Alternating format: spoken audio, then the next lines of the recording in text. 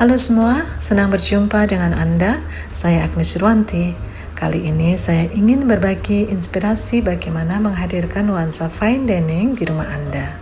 Semoga tips ini berguna di masa karantina akibat COVID-19 pandemik.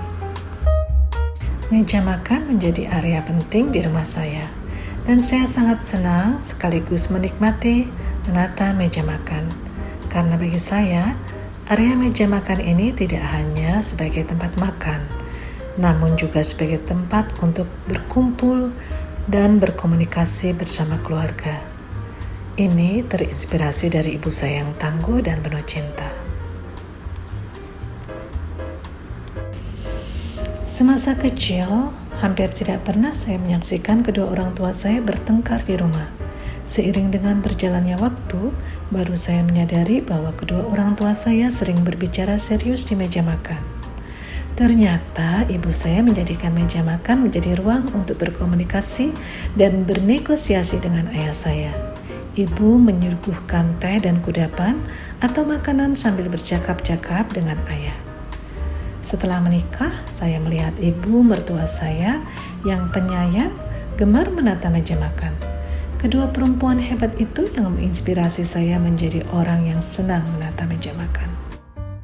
Ternyata meja makan adalah tempat yang tepat untuk digunakan keluarga sebagai tempat bercengkerama yang intim. Kita dapat menanyakan bagaimana aktivitas anak sembari makan ataupun memberikan nasihat, baik dalam hal pendidikan maupun pergaulan dengan teman-teman di lingkungannya. Ruang makan berubah menjadi ruang untuk berdialog, maupun sebagai tempat rekreasi. Dengan menata meja makan, dapat membuat ruang makan terlihat lebih menyenangkan. Hal ini yang kemudian saya terapkan di dalam rumah tangga saya. Ajaibnya, sejak kanak-kanak putri saya betah duduk di meja makan bersama kami. Berikut adalah video tutorial untuk menata meja makan sehari-hari. Pertama-tama, letakkan tablecloth sesuai dengan selera. Di sini saya menggunakan tablecloth persegi panjang dan saya letakkan di tengah-tengah meja makan sebagai center. Ini untuk memudahkan saya menata makanan nantinya. Jika tidak digunakan untuk makan, rekan-rekan bisa menata seperti ini. Kita dapat menambahkan hiasan di tengah-tengah seperti lilin maupun bunga. Di sini saya memanfaatkan bunga yang ada di sekitar rumah, yaitu bunga kamboja. Sebagai pilihan kedua, kita bisa menempatkan hiasan lilin di tengah-tengah.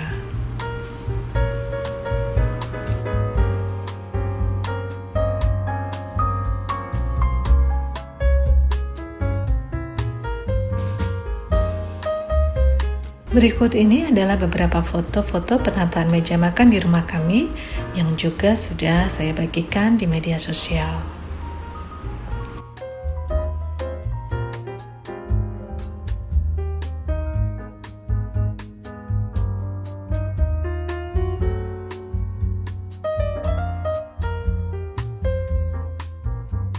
Oh ya, ini ada sedikit tayangan menata piring ala fine dining dari Eropa. Lebih ribet sih.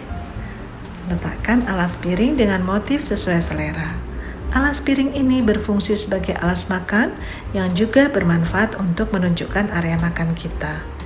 Kita juga dapat mengajarkan kepada anak agar makan tidak berceceran dan makan di area alas piring tersebut sesuai dengan tempatnya, sehingga anak menjadi terbiasa untuk rapi. Piring ini untuk makanan utama. Lalu, letakkan pisau dan garpu yang akan digunakan untuk makan hidangan utama di sisi masing-masing piring. Setelah itu, jika ada hidangan pembuka salad, letakkan piring salad di atas piring hidangan utama, disertai dengan garpu dan pisau salad.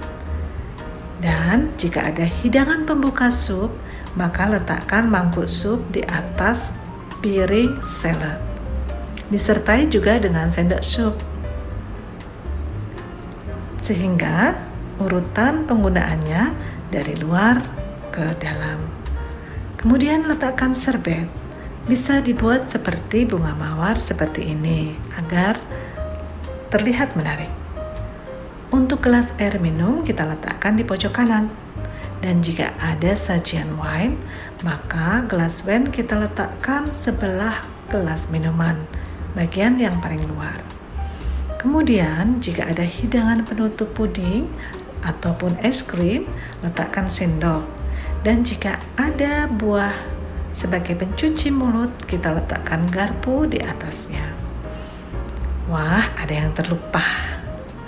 Jika ada hidangan pembuka roti dan mentega atau butter, kita bisa meletakkan piring kecil beserta pisau untuk mengoles mentega di sisi kiri atas.